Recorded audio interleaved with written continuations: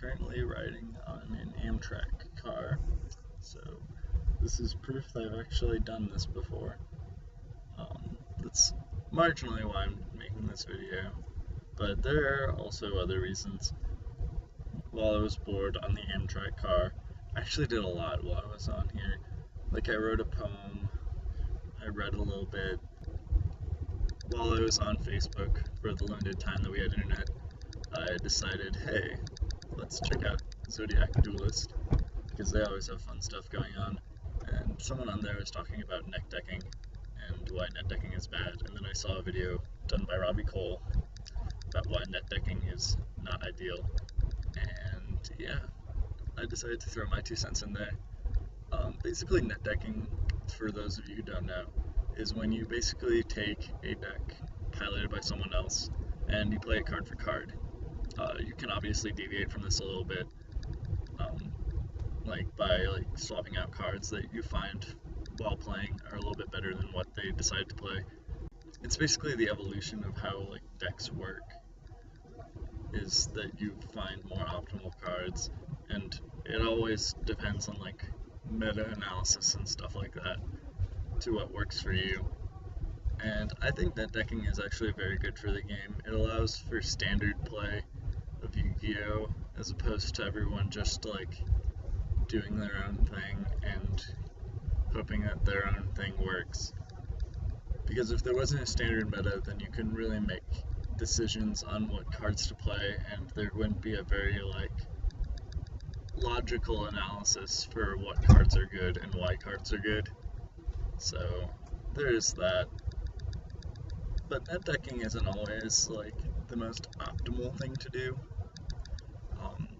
If you're playing a deck for the first time in a tournament and it's just net decked from something that you read somewhere, then chances are you're not going to really do very well in the event. You might be actually just a really, really good player and you don't need any playtesting at all, and you do super well.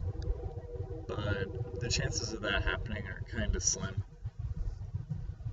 So I always go for decks that I currently am playing and have been playing for a while. I feel like those are stronger picks for tournaments, as opposed to maybe the best deck of the format. Fucking train whistle. Say that net decking really kills the creativity in the game. It actually kind of expands it a little bit, but not in a unilateral sense. There's a bunch of different decks that you can play, and Hazy Flames do well for some reason, and Magicians do well for some reason, but it actually kind of stacks it vertically. You have Hat, and then you go into reasons why you don't play Bagel Tack and Ignition, and then you have Cat, which is a further evolution on the chain, and it just keeps on stacking higher and higher until the deck obviously can't be played anymore, and the innovations die.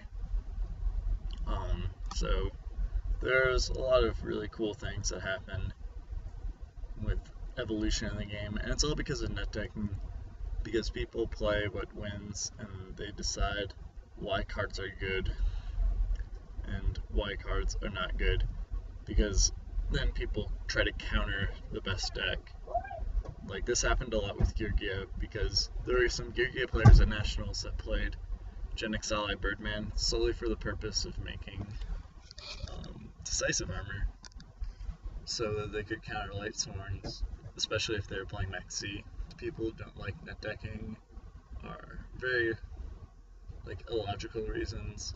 I didn't like net decking for a while because I was of the opinion that it killed creativity in the game.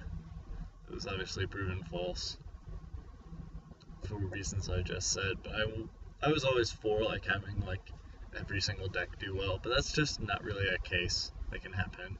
Sure, you can play casual. I'm actually trying to make a very interesting creative / casual format. It's going not too badly, but I'll divulge a little bit more information when I finally work out all the kinks in the format that I can theorize. I have to actually find people that want to play it first before it can actually become a thing. But yeah, this is my AMTRAK adventure, and and a little discussion about net decking. So thank you guys for watching.